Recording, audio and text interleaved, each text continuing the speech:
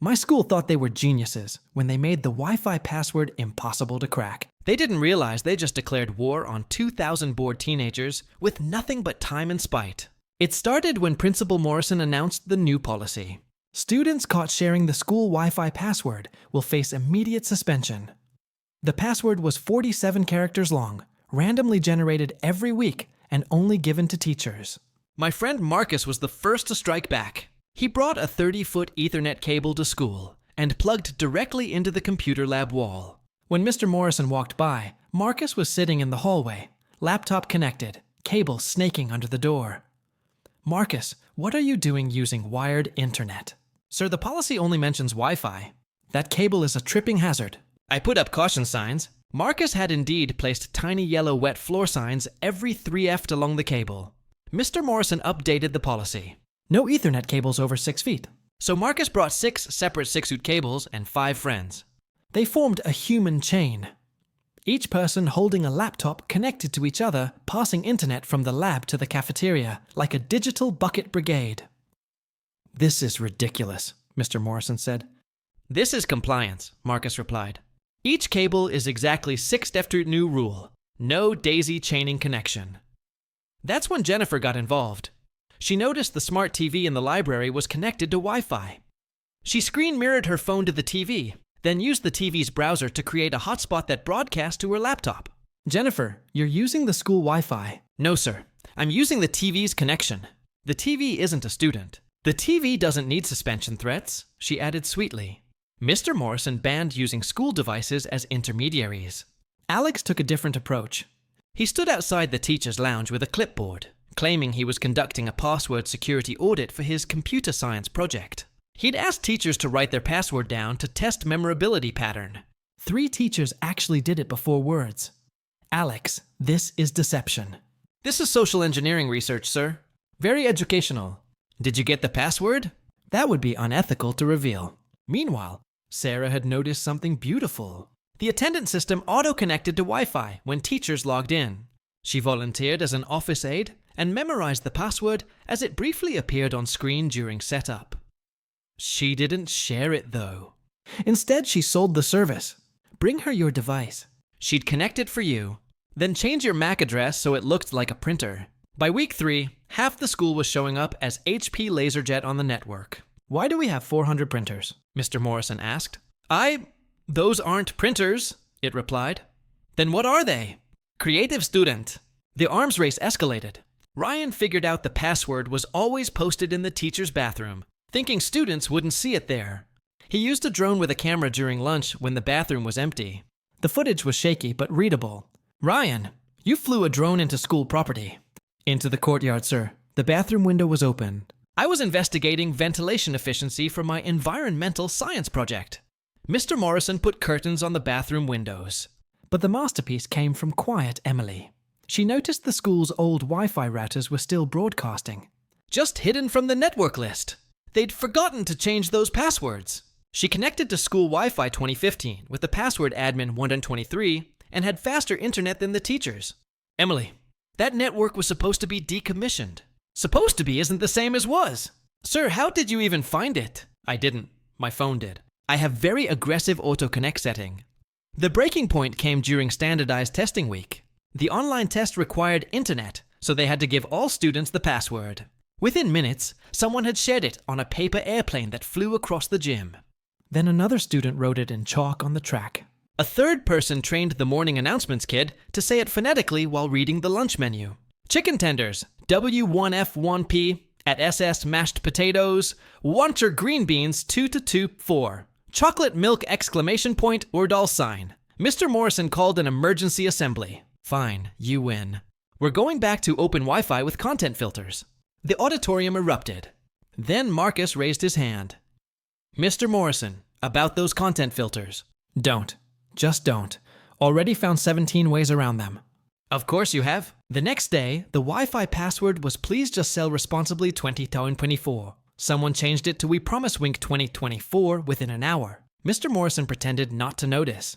He was tired. The students had won. And honestly, their grades had improved from all the technical research they've been doing. Sometimes, the best victory is knowing when you've been Outsmarted by 2,000 teenagers who turned your security system into their favorite destruitu.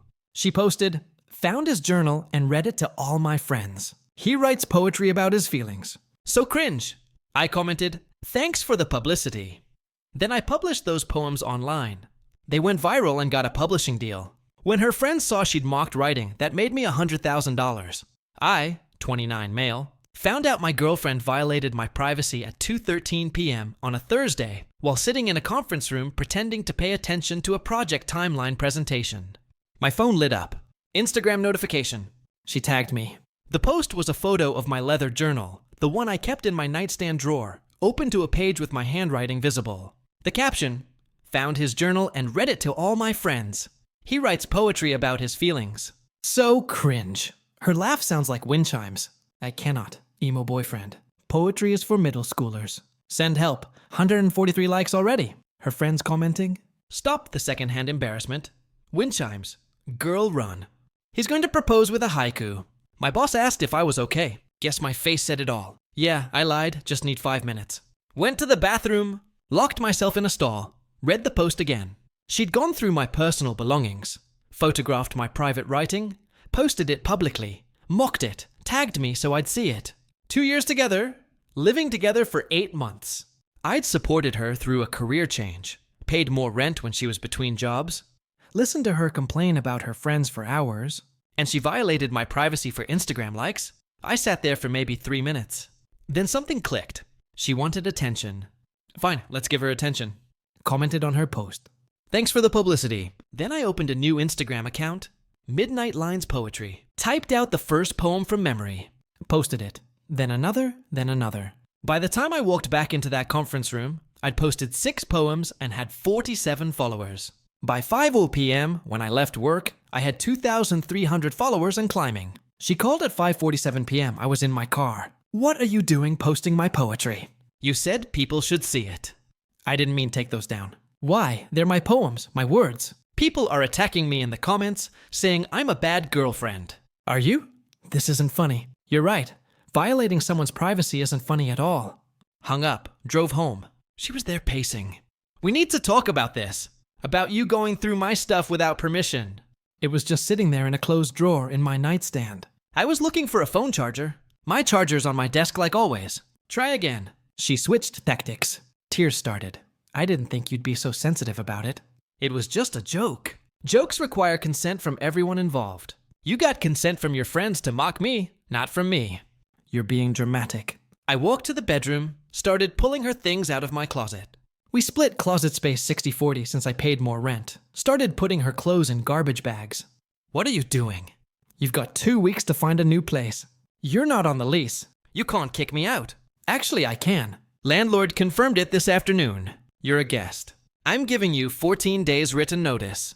Handed her the paper I'd printed at work. Bind somewhere else. Over a journal.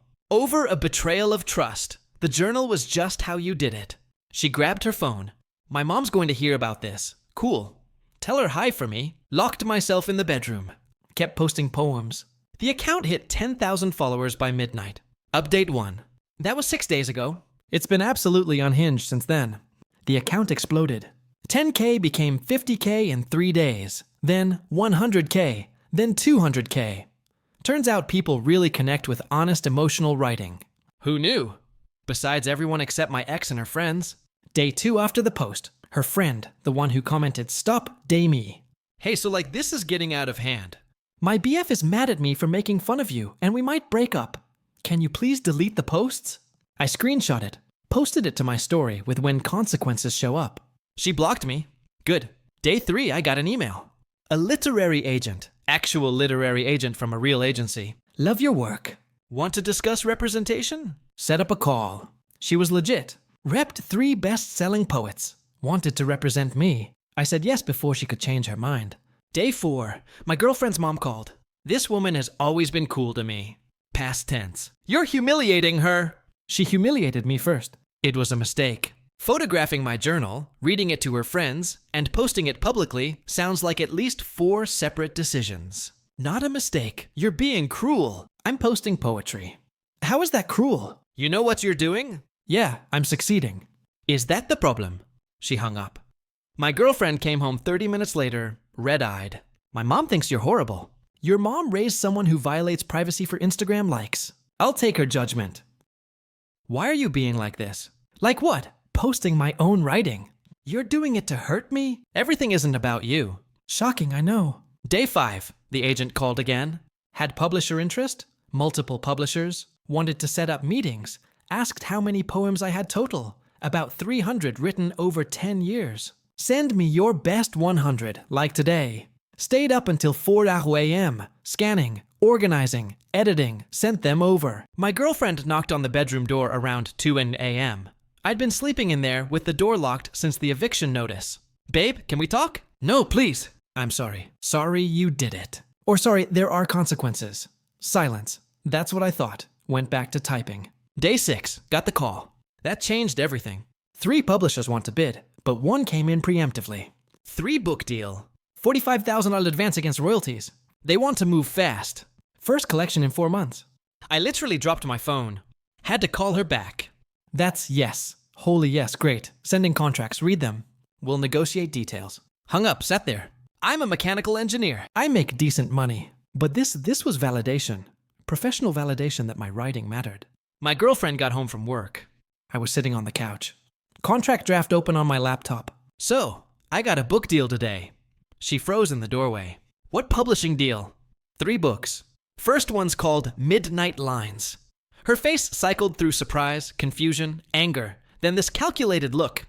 That's amazing, babe. See, I told you your writing was good. You literally called it cringe 6 days ago. I was joking. Sure, so like, how much? Trying to sound casual.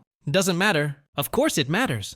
We're together. Your success is my success. We're not together. You have 8 days left on your notice. Are you serious right now? I'm not moving out. Then I'll have the sheriff's office remove you on day 15. Your choice. She started crying again. You're throwing away 2 years. You threw them away when you posted my journal. I apologized. No, you said I didn't think you'd be so sensitive. That's not an apology. She switched tactics again. What about the poems that are about me, about us? I should get something for that. I actually laughed. Get something. I'm your muse. Those are about our relationship. Those are about my feelings about human connection. You happen to be there. That doesn't mean you own my emotional experience. That's not fair. You know what's not fair. Going through someone's stuff and mocking their vulnerability for internet points. She grabbed her keys and left. Came back 2 hours later with her friend. Nose ring always gave me weird vibes. The friend launched right in. So, we've been talking to a lawyer. Get out. You can't just this is my apartment. You're not on the lease. Neither is she. Get out. They left, but not before her friend shouted, "You're going to regret this." Day 7. Account hit 300,000 followers. Book announcement went live. Pre-order started. Got a DM from a number I didn't know. It was her other friend from the original post. The one who'd commented about wind chimes. Look, I feel really bad about what happened, but like if those poems are about her life too, doesn't she deserve some of the money? Like maybe 30%? That seems fair. I screenshot it, sent it to my agent. Her response, ha ha ha ha, these people are insane. Block them all. So I did. But my ex wasn't done. Not even close. Update 2. It's been a month. The entitlement has reached truly impressive levels. Week 2. She didn't move out by day 14. I filed eviction paperwork. Cost me $400, but worth every penny. The sheriff showed up on day 16. She'd been at work. They supervised me packing her remaining stuff, which she deliberately left scattered everywhere. Put it all in her car that she parked in my assigned spot. She came home to find boxes in her car, locks changed, and an eviction notice on the windshield. Called me 31 times that night. Didn't answer. Finally she texted, "You're dead to me." "Hope you're happy." I replied, "I am actually. Thanks for checking." Week 3, the book manuscript was done. Editor loved it. Cover design started. Publication date set for 8 weeks out. That's when the legal letter arrived from some budget lawyer's office. Claimed my ex had intellectual property rights to poems written about her. Demanded I either pull the book or pay her $50,000. Called my agent. She connected me with the publisher's legal team. Their lawyer read it and basically said, "This is toilet paper with words on it. Her case has zero merit. We'll handle it." They sent back a response that apparently made the budget lawyer drop her as a client within 3 days. My agent sent me their letter. It was beautiful. Basically said, Your client publicly posted about reading these poems without permission. She has no copyright claim. Poetry is transformative art. We have documentation of her mocking the work she now claims is partially hers. This is attempted extortion. Cease immediately, or we pursue legal fees and harassment charges. Silence for a week. Thought it was done. Week 4, she created an Instagram account called The Real Story Behind Midnight Lines. Posted screenshots of old texts edited to make me look controlling. Posted photos of us with captions like, "This is who he's profiting from." Long posts about how I stole her story and used her trauma. She got maybe 4,000 followers. Mostly her friends and people who hate follow drama. But my followers found her account. Absolutely ratioed her. Comments like, "Girl, you literally posted his journal first. So you mocked his writing. Now you want money? Pick a lane." This is embarrassing. He dodged a bullet. She kept posting for 2 weeks. Each post got fewer likes. Last one got 43 likes. She went private and gave up. Week 5, the publisher scheduled a book tour. 8 cities. Actual bookstore readings. They were confident the book would do well. That's when her brother called me. This dude has always been a tool. Still is. Yo, you need to stop this. Stop what? You're ruining her life. She can't get a job because people Google her and find your drama. I never used her name. Not once in any post or interview. People figured it out because she posted about my journal first. Not my problem. You owe her something, man. She was with you for 2 years, and I paid more rent for 8 months when she was finding herself. We're even. That's cold. That's reality. She wanted attention. Now she doesn't like the kind she got. Not my responsibility to fix. You're a dude defending someone who violated privacy for likes. We both got to live with who we are. Hung up. Week 6 book launch week. Did 3 podcast interviews. One of them went viral. Host asked about the origin story. I told it all of it. Never mentioned her name. Never showed photos. Just told my story. Clips went everywhere. TikTok, Twitter, Reddit. Poet Justice trended. Book sales exploded. Pre-orders sold out in 2 days. Publisher ordered emergency second printing. Week 7. Her mom called again. Less aggressive this time. Almost desperate. She's struggling. She's living with us. Can't afford her own place. Can you just help her out? No, she made a mistake. She's your ex-girlfriend. You loved her once, and she mocked me publicly, and then tried to extort money. Love has limits. If you just gave her like $10,000, she could. Goodbye. Blocked her.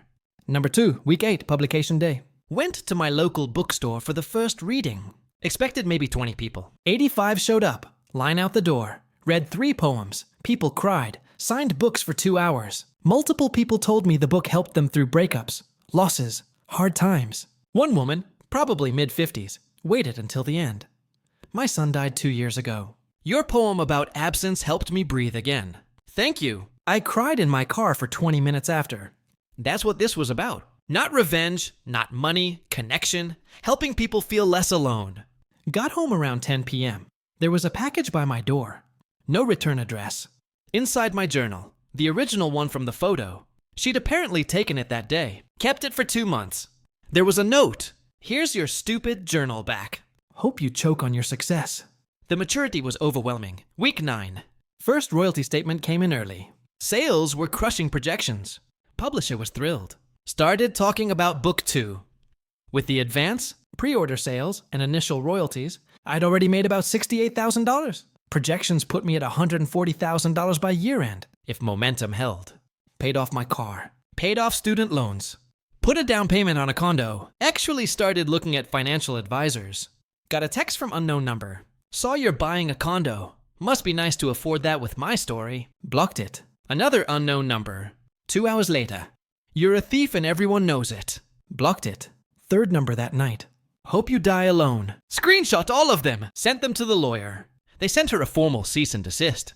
Harassment charges would be filed if it continued. It stopped. Week 10. Ran into one of her friends at the grocery store. The one who'd commented about secondhand embarrassment on the original post. She saw me and her face went red. Started walking the other way.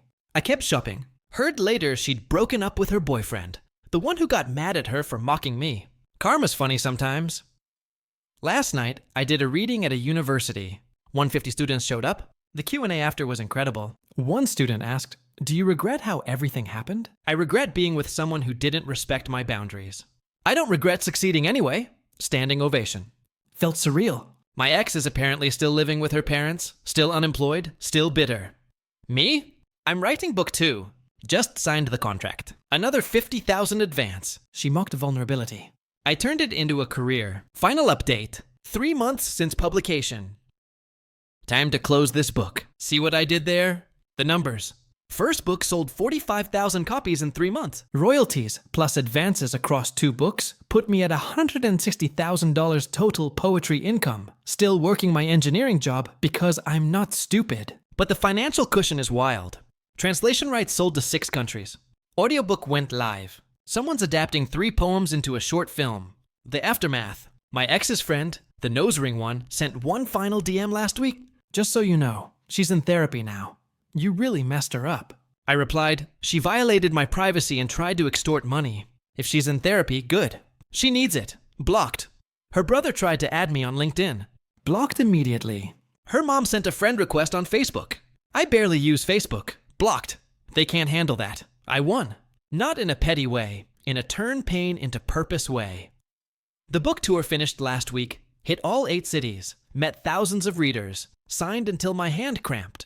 In Denver, a guy waited 2 hours in line. When he got to me, he just said, "My girlfriend cheated on me last year. Your poem about betrayal is tattooed on my ribs. Thank you for making me feel less crazy." We both got choked up. In Portland, a mom brought her teenage son. He writes poetry but won't show anyone. I wanted him to see it's not shameful. The kid looked terrified and awed at the same time. Reminded me of me at that age.